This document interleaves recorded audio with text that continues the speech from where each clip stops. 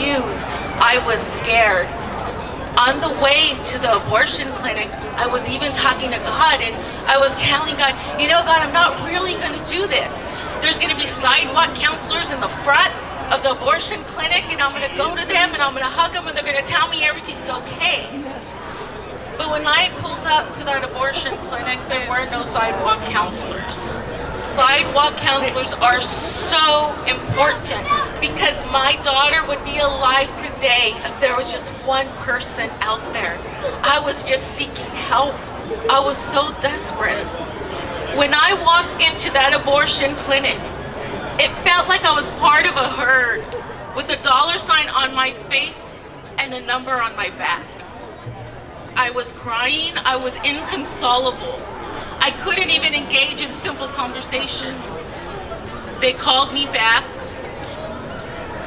They laid me down, and one of the abortion workers looked in my eyes, and she said, wow, you have a lot of fear in your eyes. Look at the fear in your eyes. And she called the abortionist over there, and the abortionist said, is this your first abortion?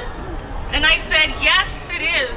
And she said, don't worry, it's no big deal. Wow, the biggest lie I've ever heard in my life. Don't worry, it's not a big deal. When she administered a chemical into my abdomen, my daughter started kicking and punching me. She was fighting for her life. It was then, at that moment, that I woke up out of this chaotic haze, out of all the darkness and shadow I was in. And it kind of snapped me into reality. And I said, my God, what am I doing? What am I doing here? She's my daughter. I was in there for about 5 or 10 minutes. And then they told me to go to another room. And when I walked into this room, there was 10, narrow beds.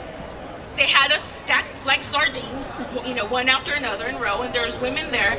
Most of them were crying silently. Nobody was talking. They were laying on their side, and I could just see the tears falling from their eyes as I was crying as well. After about 30 minutes, they gave me something sweet to eat and gave me orange juice, and after 30 minutes, they said, okay, come back tomorrow. You see, because when I decided to end the life of my daughter, I was 6 months pregnant. I had a late-term abortion, and my baby was so big. At that time, when babies are that large, it's a multi-day procedure. Well, I left the abortion clinic. I went immediately to my mother. I told her what I did, and she took me to a nearby labor and delivery hospital so I could try to save my daughter. There, they hooked me up to a monitor, and we heard my daughter's heartbeat. It sounded healthy. The doctor was optimistic. But you see, a couple hours later, after he consulted a specialist, he came and he told me that the chemical they administered into my abdomen would soon stop her heart. And they encouraged me to go back to the abortion clinic because it was easier to take her out piece by piece than it was to have her whole. And I refused. I couldn't go back there. It was a horrible experience. I was not going back there. And so the next day, after 7 hours of labor, I gave birth to a beautiful, yet lifeless baby girl. She looked so beautiful. She looked exactly like a newborn baby, just smaller. She was about the size of my hand. And when I delivered her right away, they put her on my chest, and I hugged her and I kissed her and I said, I am so sorry. I am so sorry. Mom was confused. Please forgive me. I didn't know what else to do. I begged for forgiveness. And I looked at her face, and I was crying, and the tears were just coming, streaming down my face. And my tears were landing on her face. And I touched her hands, each finger. and I touch each of her little toes. And this is her actual footprint, because when she was born, the lady, they gave me a certificate and they put her feet on ink, and this is the actual size of her feet at that time. And I wrapped her up like a little burrito, or like you do newborn babies. And I held her, and my parents held her. We were able to spend a couple hours with her, and I was just hugging her and loving her and just telling her how sorry I was. I was just so confused. And then it was time, and the nurse walked her lifeless body out of the room. A few days later, my family had to plan her funeral, and she's now buried in Southern California.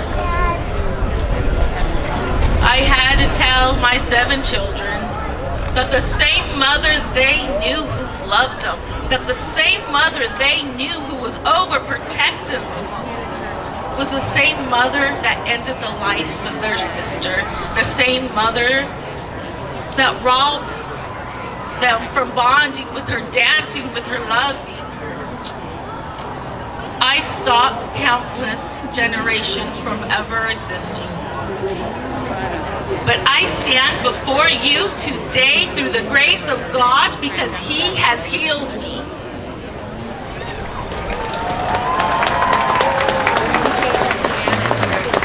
I have a message for Joe Biden, and I say this out of love. You are a baptized Catholic, sir. Start acting like it. Christ has healed me, and He can heal you too. And to the abortion industry and pro-choicers out there, stop lying to women.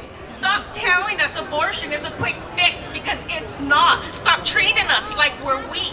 Stop sending us to the butcher shop because you don't want to help us. Women are strong. Women are intelligent. We are fierce, and we can overcome any crisis situation. Women need love and support, and that is why I am silent no more. Thank you.